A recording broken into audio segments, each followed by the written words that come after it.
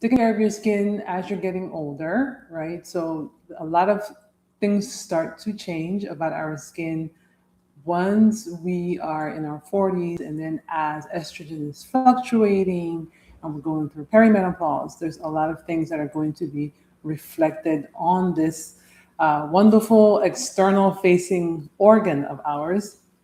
And what I want to talk to you about today is really like the one thing that I prioritize the older I get.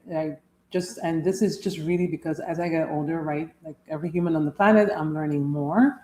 And while there are legit changes that happen at the skin level because of the estrogen shifts, the thing that I also want to invite you to really take seriously is the importance of protecting your skin microbiome, right? Because this microbiome is as significant as the microbiome in the gut. And sometimes I think it can be difficult for us to really grasp that because this is facing the external world, right? So when it's inside, sometimes we can take it more seriously, but the skin, unfortunately, as far as like how the cosmetics industry handles things, it's just sort of treated as like, well, it's just this barrier that can just take on all kinds of assault, right? And so I want to invite you to really prioritize um, protecting and nourishing your microbiome, because from my perspective, if we that is part of the reason why I feel like as we get older again, there's also like a culture of like, I need more products, I need a bunch more anti-aging stuff, right? And it's, to me, it's, there's two things happening. It's like, yes, we're getting older, can't avoid that. But I also, again, think that there is this element of, for many of us, we're coming from a history of having used products that always weren't the best for our skin, right? From the time we were young girls up until now. And so, again, that has accumulated in all kinds of ways, and it's not helping, right? It's just not helping.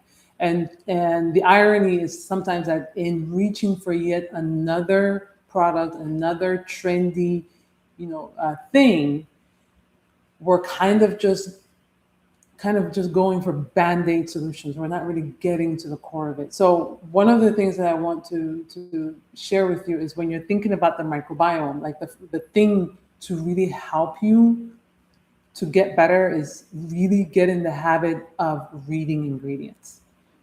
It's just, and a lot of us don't like to stop and read, but if you don't educate yourself about ingredients and just learn to read ingredient bottles, it's going to be really difficult. And I'm talking about like the back of the bottle, not the front, right? So anything you buy, just shut your eyes to whatever's on the front, because it can be any kind of BS. Because for one, the skincare industry is a self-regulated industry in the US, not in other parts of the world.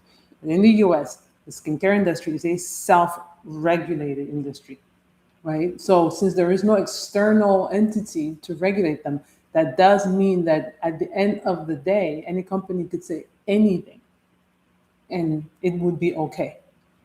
So to change your skincare and to get to a place where now you're really nourishing this organ and helping it to look its best and feel its best, is to first learn to read ingredients. And I will share a link in the description for this in the replay, for like common ingredients that can easily disrupt your microbiome. Because the thing with your microbiome is that when that microbiome is intact, it is doing all kinds of things for you. Like, yes, it is essential for protecting you from the external elements that your skin is exposed to. In addition, it is like helping to maintain like your skin's acidic environment, because your skin does need to be at a certain pH as well. And that is also regulated by your microbiome. It also helps to regulate the immune system, right? It kind of acts like a signal network, so that can either calm or activate immune responses. So, and again, sometimes there are immune related problems that start to show up at the skin level. So a healthy microbiome will also play a role in that. Also, when it comes to like helping with controlling inflammation on the skin and with helping with wound healing, right? Your skin's ability to just recover when it's been injured in some way. The microbiome is essential for that. And then your skin, about because your skin barrier, when you have a healthy skin barrier, also your skin is going to look moisturized. You're less likely to maybe have certain types of inflammatory responses. Even things like acne, which is an inflammatory condition, right? Like there are so many things that are tied to inflammation that pop out on the skin. The microbiome is what helps to is what helps determine what shows up or doesn't show up on the skin. All right. And then, yeah, like I said, just protecting us from the elements. So that microbiome is doing a lot. And if it's not intact, everything that we slap on is just going to be a band-aid, but it's not going to help you get to the root. So you want to look out for those compounds that are known for being disruptive to the microbiome. You want to look out for those compounds that are even known to be carcinogenic, because unfortunately, again, there's just a lot of nonsense that can be put into skincare products. And oftentimes also companies get good at playing a game of like, well, they'll put a thing on the front that says we no longer have, I don't know, parabens as an example. But then you go and read the back and they've just switched out, one unhealthy ingredient for another, right? Because again, for now, legally, they can do that. Okay. So learn to read your ingredients and keep things simple. And the approach that I have been taking from pretty much from like my late 30s up until now is really thinking about like, am I just putting chemicals on my skin, right? Which is an organ, right? Like, am I only giving them chemicals, or am I also giving them some amount of nourishment? So there's the food that I eat, which is a major part of this, but then there's what goes on topically. And so when I choose the things that go on my skin, I'm thinking about it as much as possible from that nourishment perspective. Okay. So one of the things that I will do is, like, let's say when it comes to cleansing, for example. Now, cleansing is not really a space where you really nourish, but all I'm trying to do there is minimize how much I am stripping my skin. So I use soap that is just the equivalent of like homemade soap. I used to make my own soap, right? I taught myself to do it, which has been very helpful in me being able to read soaps that I buy from other companies. And I know what to look for, and I know the specific fats, because by the way, to make soap, one of the key ingredients is a fat, things like coconut oil, shea butter, olive oil. And once different oils will result in a soap that has a different degree of strength as far as how much it cleans your skin. So, for example, a 100% coconut oil soap will actually be very, very cleansing, more likely to strip the oils. Skin is more likely to feel extra dry after using it. Versus like a 100% olive oil soap, that is going to be very, very much on the gentle side. Like a 100% olive oil soap is typically referred to as Castile soap. So that is like an example of understanding your ingredients, because you gotta clean your skin. You just want it to not strip that microbiome. The other thing is I avoid antimicrobial soaps like the plague, right? Because those just strip the microbiome. They do more harm compared to soaps that are not antimicrobial. So I personally, based on the research that I've done, I just personally choose to not touch those. So that's my approach to just the cleansing aspect of things.